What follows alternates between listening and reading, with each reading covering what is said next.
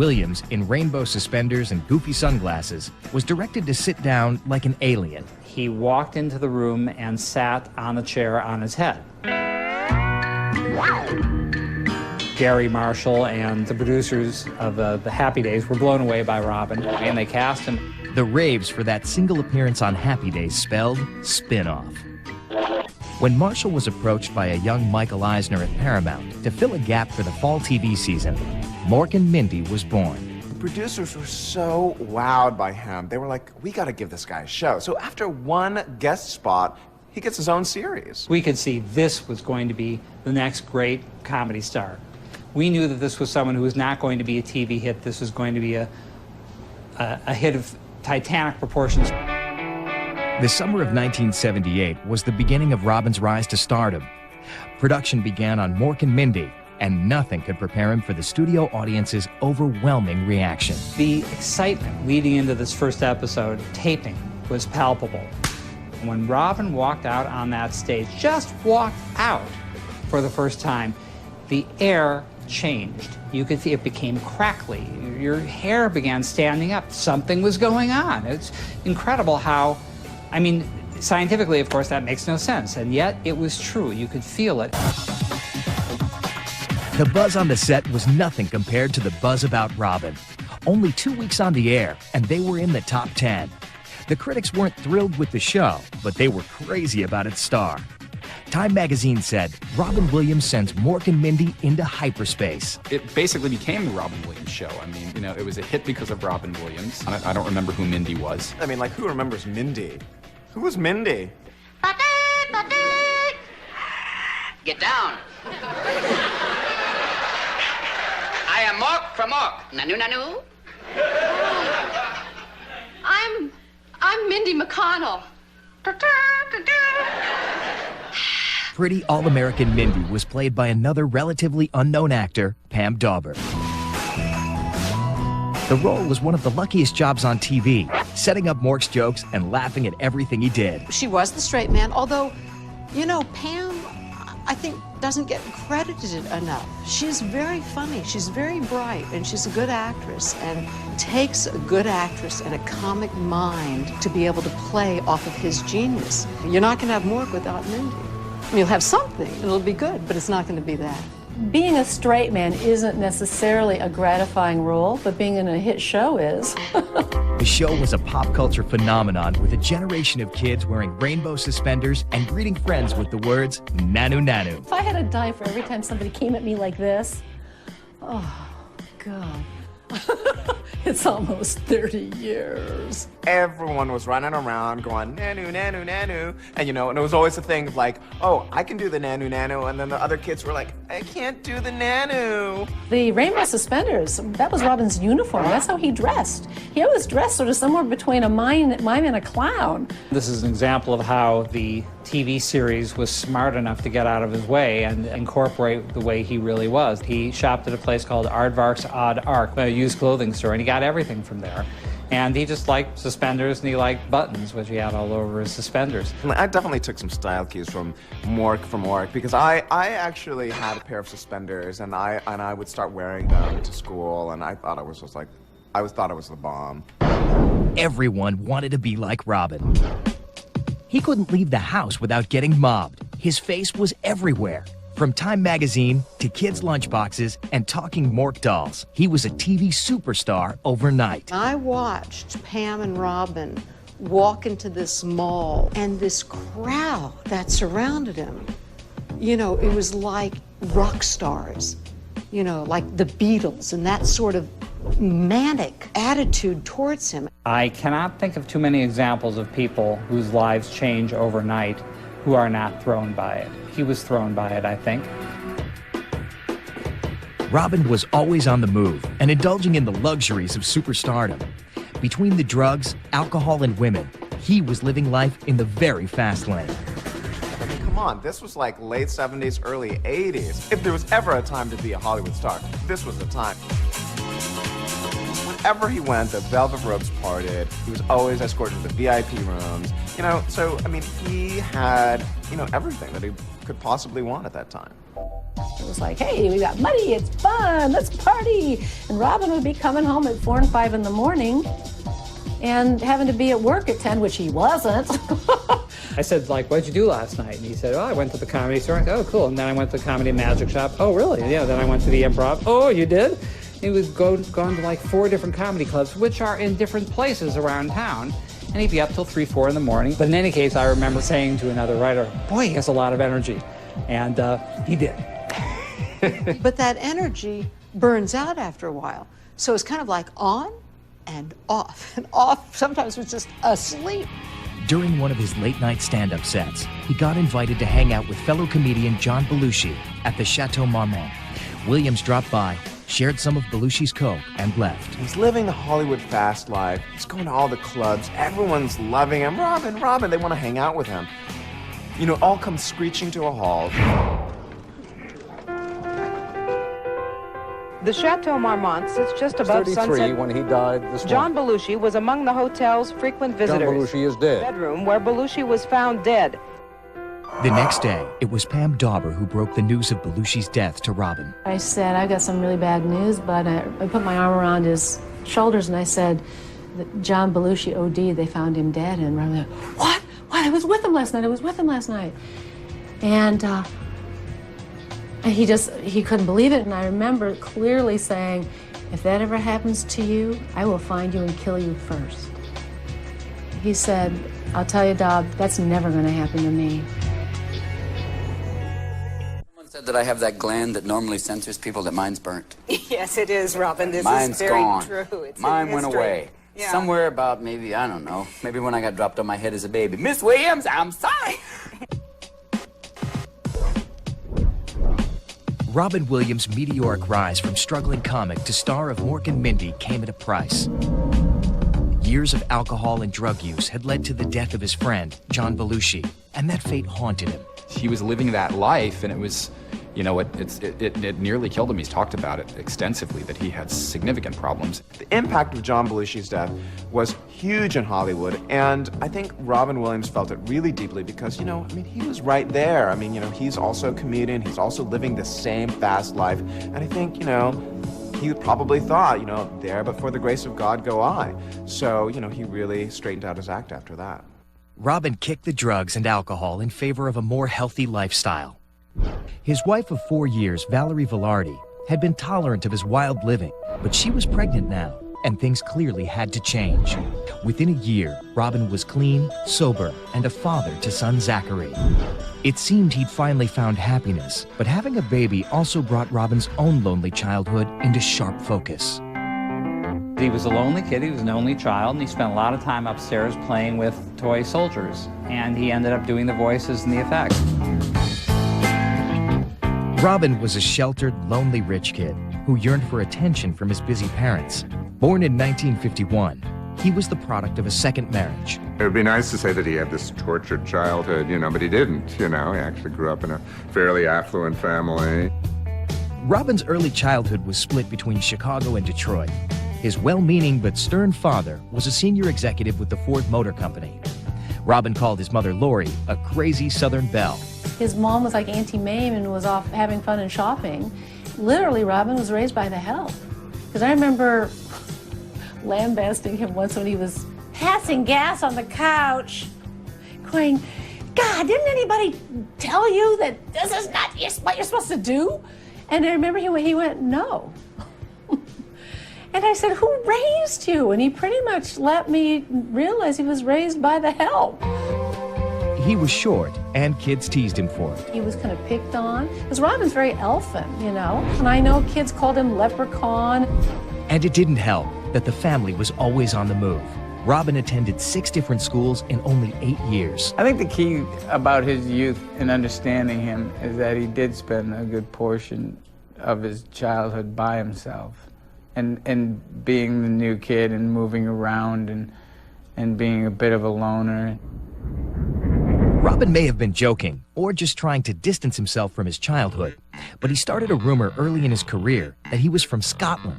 Okay, now Robin Williams is a young man from Scotland. We're looking in 3 now. 3. Yes, young man from Scotland who went from Scotland to Detroit to San Francisco to Los Angeles. When we first started talking to the press, Robin was telling everyone he was born in Scotland. And I never to this day ever said, what the hell was that about? Robin's high school years were spent in the affluent San Francisco suburb of Tiburon, California. The counterculture was in full swing. Suddenly, the straight-laced Robin was loosening up and fitting in for the first time in his life. It seems that he sort of discovered when he moved west, when the family moved to Tiburon, and it was the 60s, and his mother said that, you know, somebody gave him a Hawaiian shirt, and all of a sudden there were girls, you know, and he sort of came out of his shell. I went from this very conservative all-boys private school to a kind of a Gestalt high school. And these guys are going, well, okay, well, you don't have to really study, like, just realize the potential of the books, you know. These were high times for Robin. He experimented with drugs and discovered almost by accident that he could make people laugh. That changed everything. After graduating from high school, he planned to study political science in college, but on a whim, he took an improvisational drama course. The acting bug bit. Robin went to an improv class, and I think it was kind of an awakening, and started him down that road. In 1970, he switched schools to study acting full-time. He got his first taste of Shakespeare by day, and at night became a member of The Committee, a cutting-edge San Francisco improv group. I couldn't find acting work in San Francisco, and I went to a workshop one night where they had these stand-up comedians, and I used to hang out at The Committee a lot and improvise with people there, and I remembered some of the things I improvised, and I tried them out that night, and they worked really well. In the first 5 minutes, it went great. So I thought, this is so much easier. And then the reinforcement was immediate. It was also your own work. You know, it's a combination of writing and acting at the same time, which worked wonderful. When Juilliard held tryouts in San Francisco, he auditioned and was accepted on a full 3-year scholarship. At 21, Williams was off to New York, where he would study alongside classmates like Christopher Reeve with professors like the legendary John Houseman. Can you tell within 5, 10, 15 minutes of seeing a young actor in an audition that that person has it? Well, you certainly could with Robin, yes, because I remember his first audition. I remember him at the school. He was a young man of extraordinary imagination and vitality and energy and talent. But Robin was frustrated at Juilliard. He just didn't fit in. After 3 years, he decided to go home to San Francisco, put his serious acting career on hold, and try his hand at stand-up. I think Robin was always funny. He just kept it on the back burner where it kept bubbling and cooking, and then when it didn't matter what other people thought, he just busted loose. I mean, how'd I go from Juilliard to doing this? That's like going from the ABT to Street Fighter. In 1975, Robin Williams ditched his free ride at Juilliard to try his hand at stand-up in San Francisco, a breeding ground for promising young comedians. No one had ever seen anything quite like him. Robin, when I first saw him, as brilliant as he was like a fire hose and nobody had a hold of the nozzle. You know, you were aware that everybody in the audience was getting wet, but you didn't know who was going to get wet next. So cool, it was anarchy, and I felt like that was the way comedy's supposed to be, you know? It was like The Who or something. It was more rock and roll. His brain seems to process at about 3,000 RPMs faster than the rest of us. You know, he's got jokes lined up 5, 6 down the road while the first one is coming out of his mouth. It's like the world is a Rorschach test, and he's just like sort of free associating on everything. Robin's brain can take you anywhere you never thought of going. He's the Tiger Woods of comedy. These early sets were frenetic, bordering on the psychotic, what he called full-tilt bozo mode. He played a collection of characters like Joey Stalin, the Soviet Union's lone comedian, and... There's a character I do called Reverend Oral Satisfaction. And his Church of the Multiple Comings. Touch your TV. I want for those of you at home to touch the back of your TV and get a shock for Jesus. A shock for Jesus? Now don't do it. If there are any children watching, little children, don't mess with the television.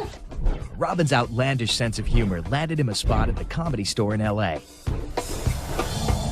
His crazy act quickly got the attention of legendary producer George Schlatter. I was looking for performers for a new version of Laugh-In. and I went to the Comedy Store in Westwood. Robin went on very late, and he was strange. He had a beard, he was barefoot, he was wearing overalls and a straw hat. And he put the microphone out over the audience and said, "I'm fishing for ass." Good evening. Tonight, I would like to talk to you about the serious subject of schizophrenia. No, he doesn't. Shut up. Let him talk.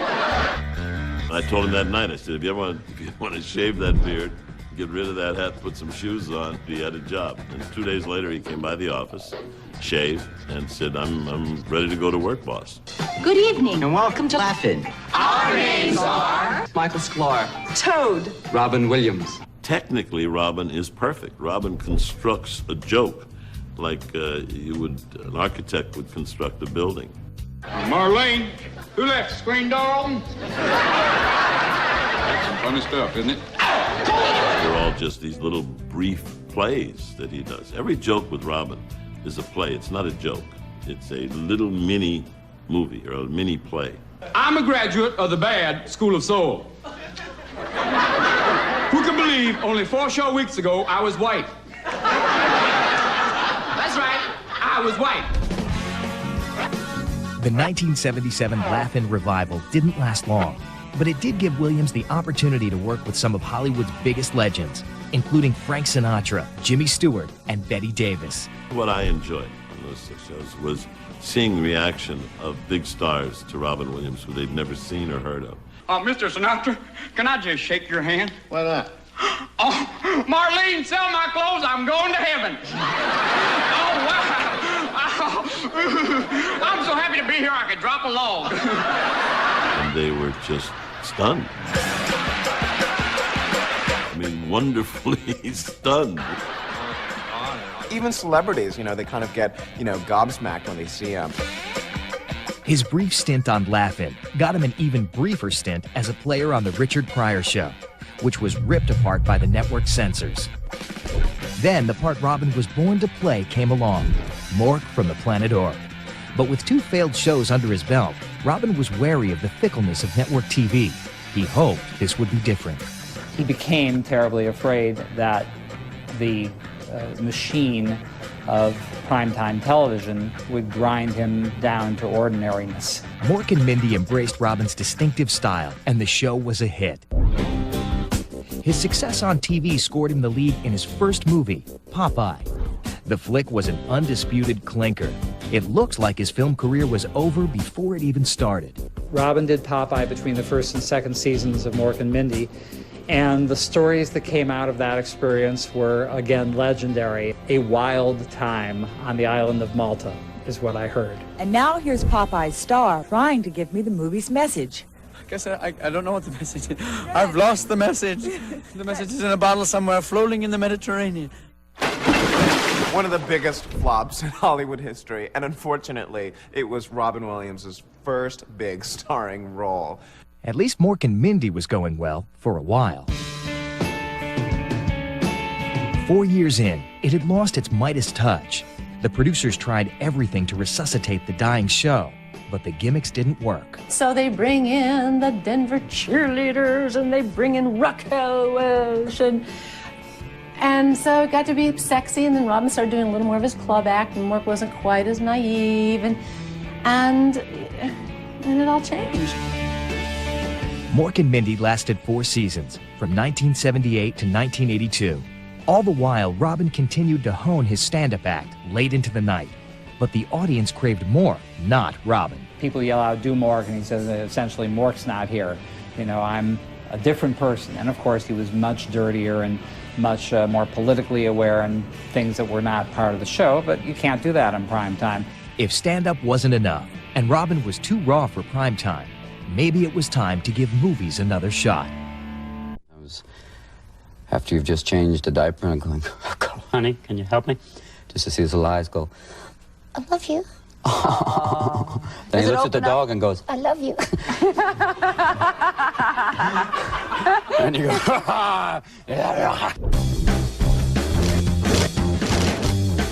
At 32, with his TV career on Mork and Mindy behind him, Robin Williams was still searching for the right movie role.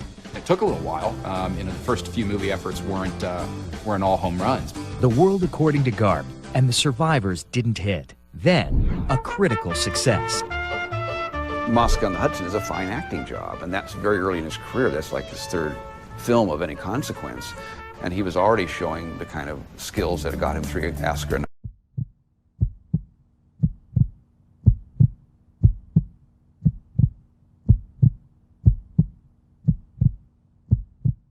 nominations. Directed by Paul Mazursky, the film tells the story of a Russian circus musician who defects in the middle of Bloomingdale's department store. He learned Russian and did the whole beginning of the movies in Russian, which I don't speak. And when we were shooting, I didn't know what they were talking about. They were all Russian actors and Robin speaking Russian. I was starting to get paranoid. I said, are you doing what the script says? You know, all of that. He's really good at Russian accents, Lord knows why, but he is. There's a great scene when he's defected and he runs back outside to say goodbye in a way to the rest of the Russians. Я сумасшедший! Я не знаю, почему я делал! Я птица с крыльями! Прощай! And Robin was brilliant there, where he laughs and cries at the same time. Not easy to do. Mazursky brought out some things in him that I think other directors didn't. There's a wonderful stillness and melancholy. He kind of really quieted Robin down, and I actually think it's one of his best performances. For Robin and his family, the premiere in New York was a rare moment of joy. Robin and Valerie were dealing with an embarrassing lawsuit and allegations of infidelity. Robin may have been clean and sober, but he wasn't faithful. He met this cocktail waitress at a comedy club. They started sleeping together, and somewhere along the line, this woman, Michelle Tish Carter, alleged that Robin Williams had given her herpes.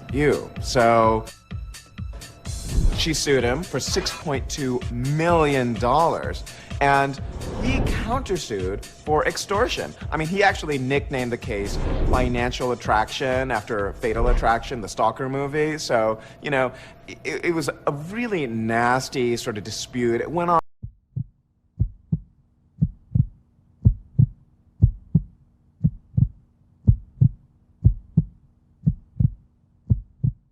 for like 6 years. They finally settled it out of court. Robin Williams never admitted to anything. Robin's marriage was in shambles, and the split had taken a toll on his young son, Zach.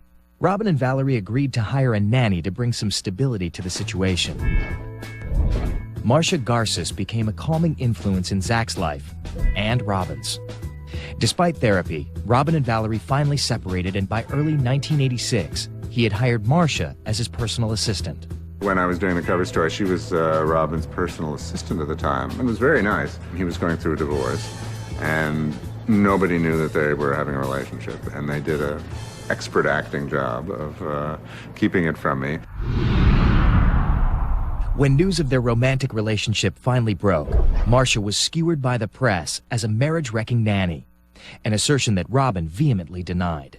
I kept saying about the nanny this, the nanny that. You know, we were not involved when she was a nanny, and we became involved after already been separated for a long time. Typical Hollywood story. The nanny becomes the personal assistant and then becomes the next wife. So, of course, everyone at the time was like, oh my God, this love triangle. But it did actually get a little blown out of proportion. I mean, it was a little more complicated than that. Hi, how are you? She got a very bad rap, and it hurt them very much. And it hurt her, of course, because she was being looked at as this, you know, wife-stealing nanny, and it wasn't like that. It really wasn't. They're just a great pair. And as frenetic as he can be, is as mellow as she can be. Marcia's entrance into Robin's life marked the end of an era of self-destructive living and bad career choices. Despite the troubles in his personal life, Robin was touring the country to huge sold-out crowds, and he'd grab any mic he could find, even at the local burger joint. He'd be doing some funny accent going, we don't have those anymore. You know, we only have cat burger, you know. Yeah, whatever it was, it was just so funny. Did you say octopus? We have no octopus, you know. During the tour, Robin did an HBO special, Live at the Met, taped at the Metropolitan Opera House in the shadow of his old school, Juilliard. When he played at the Met, it was just awesome. Here's this huge traditional building, and this young man out there just ranting, but it all makes sense. As your mind is trying to grasp the first thing, the 8th and 9th and 12th and 15th and 100th thing that he said in 1 minute comes flooding through. It must be the most exhausting comedic performance you'll ever see, because he's not just standing on a microphone telling jokes. He's running all over the stage. He's sweating profusely. Live at the Met was a devastatingly honest confessional about Robin's problems with alcoholism, drug use, and womanizing. And then the next thing you know, there you are at Betty Ford Hospital going, I'm fine now. I'm a reformed alcoholic. I feel so much better about myself. I am fine. No, you have that double vodka. I'll be over in the corner kicking the cat. After the HBO special, Robin and Marcia headed to Thailand to shoot the first film that was pure Robin. One time he woke me up. Good morning, Raspinis! Yep. In 1987's Good Morning Vietnam, Robin plays Motormouth radio DJ Adrian Cronauer. Good morning, Vietnam! Hey, this is not a test. This is rock and roll. Time to rock it from the Delta to the DMZ. Good Morning Vietnam is unimaginable without Robin Williams. I can't imagine Barry Levinson even wanting to make that film without him. It's all Robin Williams. His whole persona is there. The crazy, manic, funny guy, and the really serious, dramatic talent that can't be denied. And that was, of course, the first film that got him a lot of buzz, and deservedly so. People realized, oh my God, this is like a really funny guy, but he really can act, too. The film was a smash, earning over $120 million, and got him his first Academy Award nomination for Best Actor. He lost to Michael Douglas for Wall Street, but Williams had finally proved he was much more than a washed-up sitcom star. It's official. You did not win the Academy Award. Oh, yeah, well, tell him to count again, but this time going every other one. Oh, yeah, right, Michael. Now, let's look in here. Oh, Jimmy Hoffa. Robin Williams was now a critically acclaimed, Oscar-nominated actor, eager to explore more serious roles. His first straight dramatic part was in 1989's Dead Poets Society, playing prep school English teacher John Keating. That was Robin's first brilliant performance, really brilliant performance, where he as an actor showed himself, as well as then being able to, within the confines of that character, do his comedy. I thought that Peter Weir did a very good job of letting him do some of his improv in Dead Poets Society, but doing it within character so that it actually made sense. I love doing Dead Poets Society because working with Peter Weir is making a film, but it's also like working with a great teacher. That first scene where he's teaching a class and he's having the kids read the introduction about how to evaluate poetry, and then when he finishes it off, he tells the kids to rip out the pages of the book. Rip it out. Thank you, Mr. Dalton. Gentlemen, tell you what, not just tear out that page, tear out the entire introduction. I want it gone. History. Leave nothing of it. Rip it out. Rip! Be gone, J. Evans Pritchard, Ph.D. And these kids, at this very straight-laced private school, are just having a blast ripping out the pages. And it was just like, yeah, he's the teacher I want. And once again, Williams received another Academy Award nomination. It was 2 for 2. He didn't win the Oscar, but he did win Marcia. They married and had their first child 3 months later, Zelda, named after the Nintendo game. It looked like everything was going great for Robin. And then a damaging article came out in GQ magazine, charging that not all of Robin's stand-up material was his own. There have been rumors that Robin Williams has blatantly stolen material from other stand-up comedians and paid them off, and so that sort of really kind of hurt his street cred. He sent many a check out to many a people. And I think, for the most part, people were satisfied with that. But I know that there was resentment. There was a lot of jealousy of Robin. People bitching that he would rip off their material because his mind, worked so fast and was so, in a way, undisciplined. Although Williams has admitted to appropriating jokes, he says it's been decades since he's written out a check. In spite of the accusations, Robin kept busy as ever, including stints on stage raising money for the homeless with pals Whoopi Goldberg and Billy Crystal in comic relief. Billy and Robin together. I stand back. I'm the Vanna White. I just, chime in. make sure you buy your shirts, make sure here's the number, and then they go on. And I just kind of watch them in awe. But Robin was still looking for the perfect scripted role. In the film Awakenings, he took the dramatic part of a doctor with a new drug to wake his catatonic patients. His co-star was Robert De Niro. I was afraid that Bobby would blow him off the screen because Bobby was Bobby. I said, don't worry, I will not allow that to happen. Number one, it's two people. And I don't think I did. I think that I kept him, I thought Robin was great in the movie. He had a very special relationship with Robert De Niro, more so than I think anybody else on the set, which followed the real life thing that Dr. Oliver Sacks did have a very special relationship with this one particular patient. Awakenings, that's who he really is. But don't tell anybody. Robin Williams is actually the better actor in the movie because he has this sort of shy, quiet, restrained, almost paralyzed, emotional doctor who, can't express himself. It's sort of a role reversal because you usually think of him having the flashy part and Robert De Niro playing the straight-laced guy.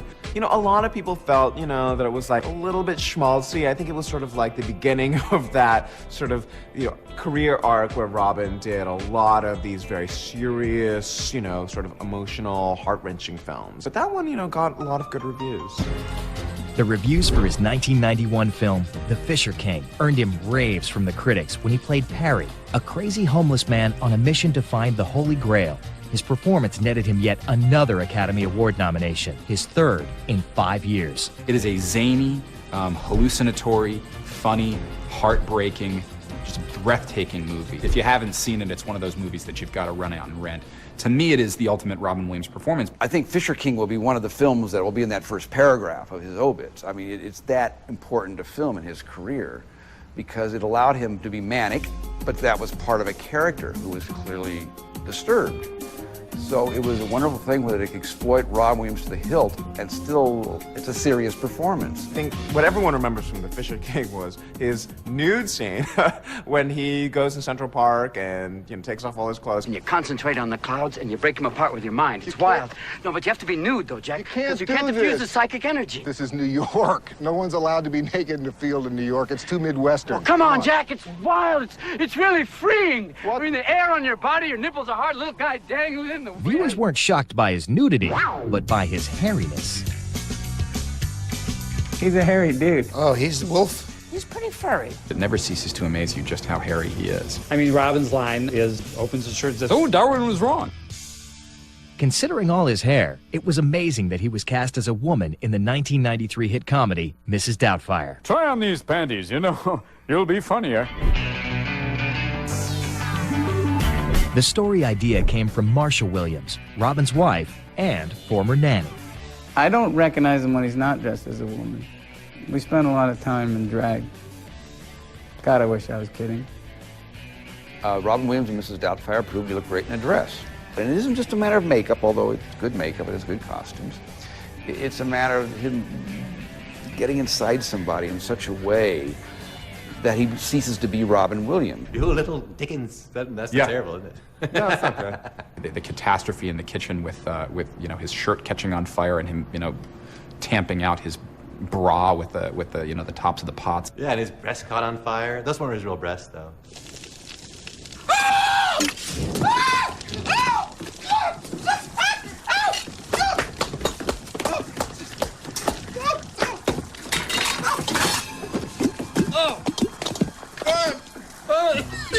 Would you want to have Mrs. Doubtfire as your nanny? Yeah, maybe for the first couple of days it'd be a lot of fun, but then after that, it might get a little scary. Sure. He could tuck me in. Absolutely. What a lovely thing. I feel like a comedy pimp sometimes. No, what do you need, baby? You looking for funny people? You want funny people? You want props? What do you want? On May 27, 1995, one of Robin Williams' closest friends, Christopher Reeve, was thrown from a horse and paralyzed. Robin dropped everything and rushed to his bedside. There's this story that, when Christopher Reeve was seriously injured in the horse riding accident, that Robin Williams appeared in costume, playing a kind of incompetent Russian doctor who was tending to him, which gave Christopher, I guess, the first good laugh he had had since his horse riding accident. When that horrible thing happened to Chris, Robin was just there. Robin has been so wonderful. Robin does such good things people don't really even know about. Robin and Marcia became solid supporters of Reeve and his family, helping to raise money for research on spinal cord injuries. He was so there to support Dana in Chris's tragedy, and then he and Marcia were there to support Dana through her tragedy. And Robin's a fierce and loyal friend. With the loss of Christopher Reeve and later his wife Dana to lung cancer, Robin has pledged to be there for their young son, Will. He took care of an awful lot of stuff there because he's a very generous person and a loyal friend. He does a lot of things that people don't know he does. Because the truth of the matter is, he's incredibly shy. He's a very quiet cat, you know, and people don't think that of him. But the truth is, he is a very solitary fellow. This ruins a myth for people, I think, that Robin is perpetually on. Here's the deal. When he stops moving, he actually ends up being a sweeter guy than he is even talented. Robin's sweet side was reflected in the characters he played. Bells of St. Mary's. But critics found some way over the top. After a string of schmaltzy roles in Hook, Toys, Jumanji, and Jack, Williams joked that he was working something out from his childhood. It's kind of weird in a way because, I mean, like, Robin Williams, in a way, is the ultimate man-child himself.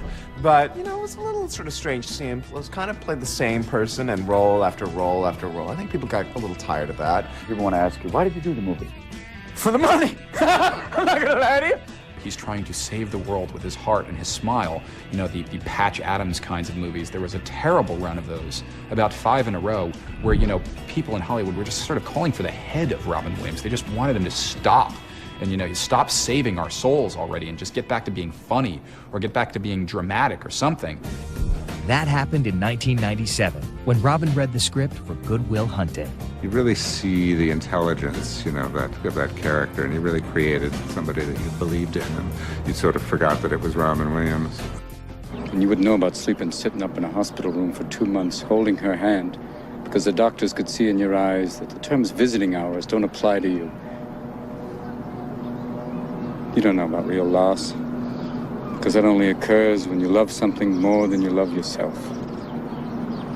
I doubt you've ever dared to love anybody that much. But when you finally get to Good Will Hunting, you're seeing the kind of Academy performance that they love. He's really emotional and really restrained and really quiet. And it's so far removed from the Robin Williams that you know that you just can't help but be moved by it.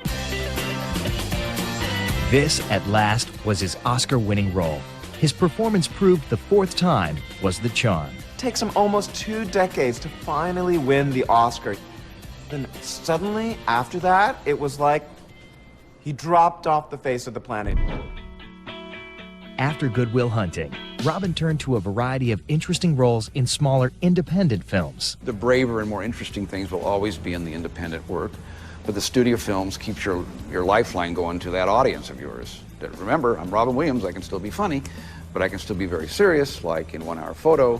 I can be a little creepy. He was doing a lot of roles that people didn't expect to see him in, like in 1 Hour Photo, in Insomnia. He's playing these really dark roles, you know, playing killers and stalkers and really unsavory characters. They never really caught on with the public. Most critics yearned for him to return to his comic roots, and he finally did with RV, a film about a very dysfunctional family on vacation together in a rented mobile home. Robin is very comfortable with the romance of the unknown. When you're working with Robin, all you can do is pay attention to everything he says and does so you can keep up with him. Otherwise, you're still on page 4 going, oh, I didn't know he was going to say that. Can we cut? Okay, pause. Real close. Back to comedy on screen, just as crazy as ever off. Okay, buddy, what are we wearing today? Lederhosen with bike pants and a cloud jacket. It's a jacket that looks like clouds. You want one? No, hey, I'm cool. cool. These days, Robin Williams is out there doing it all. You want to know the truth? I do. I'm a bisexual. I like to ride hard, I like to ride long. We'll talk. He likes to ride bikes. He's like, oh, you know, I'll get you a bike. And I'm like, nah, that ain't gonna happen. You know, it's just, oh, no, come on, it'll be fun. No, I don't think so, brother. And late at night, he's back where he started, on stage. He goes out to the comedy clubs, waits until the last performer has performed. It's like, you know, 1:30 in the morning, and he gets out on stage and he improvises for 30 or 45 minutes. And that's his idea of fun, relaxing. When we would do shows together, people go, wow, Robin Williams, that was wonderful. And then they'd be like, yeah, and then Bobcat went on, and he said those things. He's definitely proven himself to be more than just, you know, the crazy Mork and Mindy comedic actor. This is a guy who's had just an incredibly diverse career. People remember the movies like Good Will Hunting and like Dead Poets Society, you know, like Good Morning Vietnam, where he's getting nominated for Oscars. And he's just a guy who is so talented that he could do anything. Robin is a product of our time. He's a product of the confusion, of diminishing attention span, of a national attention deficit disorder, and a product of a whole lot of hard work. Robin's no accident.